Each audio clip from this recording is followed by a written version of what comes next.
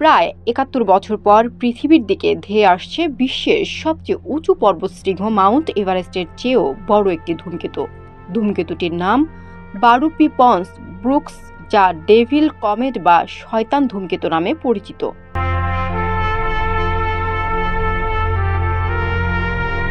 বিজ্ঞানীরা বলেছেন এটি মাউন্ট এভারেস্টের চেয়েও আকারে ৩ গুণ বড়। দেখে মনে হয় এটির শিং আছে, আর এজন্য এটিকে বলা হচ্ছে ডেভিল ধূমকেতু। সংবাদ মাধ্যম CNN জানিয়েছে ২১ এপ্রিল ধূমকেতুটি সূর্যের খুব কাছাকাছি পৌঁছাবে। এই সময় সূর্য থেকে এর দূরত্ব থাকবে ৭,৪৪,০০,০০০ মাইল। এছাড়া আগামী ২ জুন এটি পৃথিবীর খুব কাছাকাছি আসবে।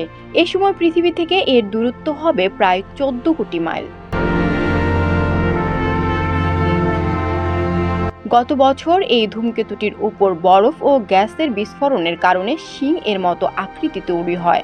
এরপর এর নামকরণ করা হয় ডেভিল বা শয়তান ধূমকেতু। সূর্যকে প্রদক্ষিণ করতে করতে এই ধূমকেতুটি প্রায় ৭১ বছর পর পর সৌরজগতের ভেতর চলে আসে।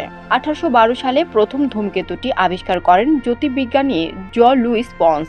এরপর ১৮৮৩ সালে এটি আবার দেখতে পান জ্যোতির্বিজ্ঞানী উইলিয়াম রবার্ট ব্রুকস। তাদের নামানুসারে এর নামকরণ করা হয়। এর আগে ও সর্বশেষ ১৯৫৪ সালে ধূমকেতুটি সূর্যের কাছাকাছি এসেছিল। এরপর ২০৯৫ সালে এটি আবার সূর্যের কাছাকাছি আসতে পারে। ধূমকেতুটি ২১ এপ্রিল নাগাদ তাউরাস নক্ষত্রপুঞ্জে হাজির হবে। তখন উত্তর গোলার্ধ থেকে সন্ধ্যায় সবচেয়ে ভালোভাবে এটি দৃশ্যমান হবে। এ সময় এটি পশ্চিম ও উত্তর পশ্চিম দিগন্তের কাছাকাছি প্রদর্শিত হবে। বিজ্ঞানীরা বলছেন বারোপি নামে পরিচিত এই বিশাল ধূমকেতুটি পৃথিবীর কাছাকাছি আসার সঙ্গে সঙ্গে টেলিস্কোপ ছাড়াই দৃশ্যমান হতে পারে। ধূমকেতুটিকে ক্রায়োভোলক্যানিক বলা হচ্ছে, যার অর্থ ঠান্ডা আগ্নেয়গিরি। এটি প্রায় ৩০ কিলোমিটার প্রশস্ত। পৃথিবীর সঙ্গে বিশাল এই ধূমকেতুর সংঘর্ষ হতে পারে কিনা তা নিয়েও শঙ্কা প্রকাশ করেছেন অনেকে। তবে সেই শঙ্কা উড়িয়ে দিয়ে বিজ্ঞানীরা বলছেন ২০২৪ সাল পর্যন্ত পৃথিবীর খুব কাছে আসবে না ডেভিল ধূমকেতু। কাছে আসলে এটি টেলিস্কোপ ছাড়াই দেখা যাবে, যা বাংলাদেশ থেকেও দেখার সুযোগ মিলবে।